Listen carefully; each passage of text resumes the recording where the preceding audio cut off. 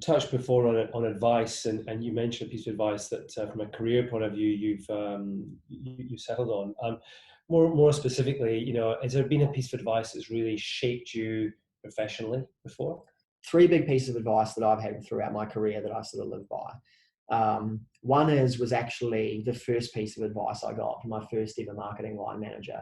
And it's more a skill set piece of advice, which is just focus on the objective. And anyone who's ever worked for me, if they're online, will actually laugh because they will have heard me say this in 1,000 meetings over the course of my career. As marketers, we get excited by shiny new toys, and it's very easy to get distracted. The best piece of advice that saved me a lot of wasted energy and time is actually just to always stay focused on the objective. And it's great at career advice too. It's very easy to be seduced by an exciting offer, or it's very easy to be seduced by an ex-boss or a friend that's got something for you that might pay a little bit more. But if it's not taking you on that journey to your objective, it's probably not the right decision. And the same as anything we're doing in marketing. If the campaign it might be a fantastic advertising idea, but if it's actually not meeting the objective of the brand, then it's not a fantastic advertising idea right now for you. The other bit of advice that I touched on earlier, but it is incredibly effective, and it's helped me shape the way I think about my career, is that bit around treating yourself like a brand. And it's not something I consciously do, because to be fair, you'd be a bit of a wanker if you walked around and actually presented yourself like a brand. But it's more, everyone on this call is a great marketer in their own way. They spend a lot of time honing their craft and skill set for the brands and categories that they work on. But it amazes me how often people don't apply those same skills to themselves, particularly through, say, an interview process or a recruitment process. Treat the organization or the hiring manager like a consumer.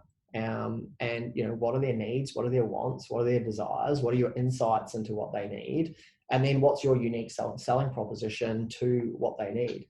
You can apply the same thing to writing your CV. Rather than listing achievements, think about what's the story I want to tell? What's my brand story?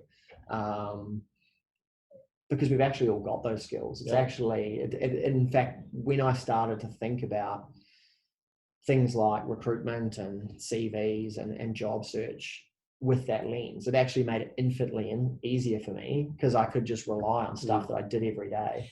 And was a core strength. So think of yourself like a brand and all the attributes of actually what you do, from insight development to building a brand proposition, even having a brand vision plan from where are we today, where do you want the brand to be in the future, and then what are the steps to get there. You can think about your career in a very similar way.